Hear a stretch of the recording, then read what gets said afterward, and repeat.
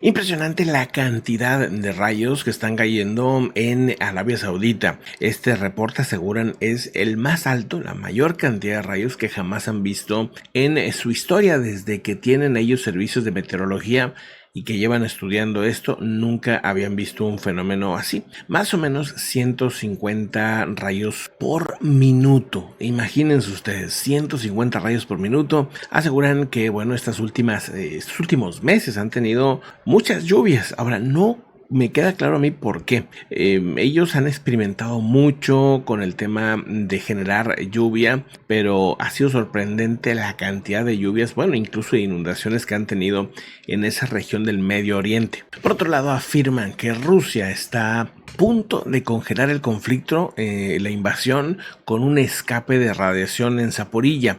Esto lo asegura Zelensky. Ucrania y los ciudadanos de Ucrania se están preparando para una explosión nuclear en cualquier momento. El presidente de Ucrania denuncia que las fuerzas de la ocupación rusa han minado la central de Zaporilla y dice, preparan un acto. Este va a provocar un escape de radiación que obliga a detener los combates. Según el mismo Zelensky, la estrategia rusa sería provocar un desastre nuclear para que se detengan las hostilidades en la zona, de forma que Moscú pueda rearmar a su ejército y prepararlos, porque ahora dicen es insostenible la posición de Zaporilla. O sea, ya están a punto de controlar los ucranianos y bueno, pues en una acción desesperada podría ser una explosión nuclear. Ahora, este incidente nuclear tiene también otro punto. Los trabajadores de Rostov, de esta planta nuclear enviados por Rusia, han estado evacuando desde el día de ayer. Se han estado yendo. Esto hace sospechar que es inminente este incidente. La central dice está minada, es un hecho. Según los servicios de inteligencia han tenido bastantes evidencias de esto.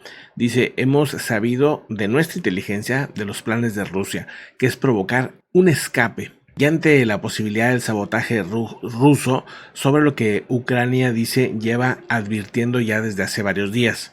Dice, hemos sabido de parte de nuestra inteligencia de los planes de provocar un escape y recuerda que su administración ya advirtió de esto y ya se están preparando para una explosión en la zona. La infraestructura quedó destruida, en lo que la mayoría de los expertos coinciden que fue una explosión el pasado 6 de junio provocando una catástrofe humanitaria en la represa. Esa misma técnica de la represa la quieren usar ahora con la planta nuclear. Por eso el presidente ucraniano denuncia y mantiene que las fuerzas rusas están chantajeando a los empleados ucranianos que siguen trabajando en la central con amenazas sobre qué les podría pasar a sus familiares si abandonan el lugar de trabajo.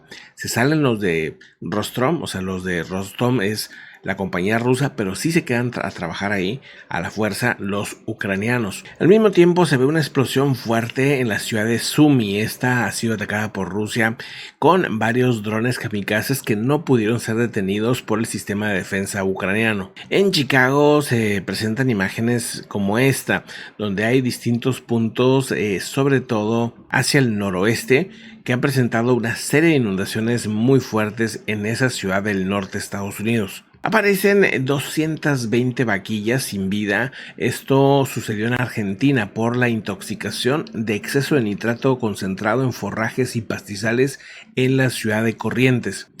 Aseguran que el caso sospechoso de intoxicación por nitratos entre estos 240 bovinos en Argentina ocurrió posiblemente por la sequía que han tenido que subir las dosis de nitratos, y esto pues generó este problema. Las dosis subletales, o sea, las que no provocan la muerte en estos animales, se empiezan a notar cuando tienen pérdida de apetito, disminución en la producción de leche, retraso en el crecimiento, deficiencia en vitamina A y mayor susceptibilidad a infecciones o aborto. El punto es que, bueno, pues este suceso pega duro en este rancho de Argentina. Ahora, de momento, por lo menos, no hay reporte que esté sucediendo en otras zonas. Me imagino que estarán ya revisando qué onda con la comida de estas vacas para evitar que esto vuelva a repetirse. Hay un caso muy curioso de Rudy Farías en Texas. Este joven tenía 17 años cuando se perdió en el 2015, hace 8 años, y fue visto la última vez un 6 de marzo de ese año, 2015. Estaba paseando dos perros cerca de su casa. Según las autoridades, los perros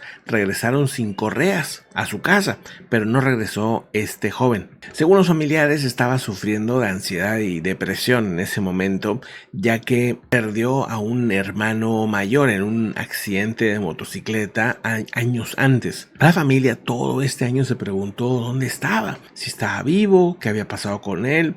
De momento, lo único que se sabe es que ya lo encontraron, pero lo encontraron en condiciones muy duras. Lo que se entiende es que donde haya sido que estuvo estos 8 años, al parecer estuvo, pues, ahora sí que siendo maltratado. No se dice por quién, no se dice dónde. Es un caso que ahora mismo pues ha llamado muchísimo la atención en los medios de Estados Unidos y yo creo que también internacionales, porque pues su familia primero está agradecida pues de tenerlo ya con vida, saber dónde está y que está vivo. Ahora mismo lo están atendiendo, pero de momento lo único que se ha detallado es que estaba en condiciones pues sí complicadas, como que sí lo habían maltratado donde sea que hubiera estado viviendo este tiempo. Atentos con esto, Estados Unidos está recomendando a los estadounidenses que consideren viajar a China, pues que la piensen 2 veces debido, dice, a una aplicación arbitraria de la ley y las prohibiciones de salida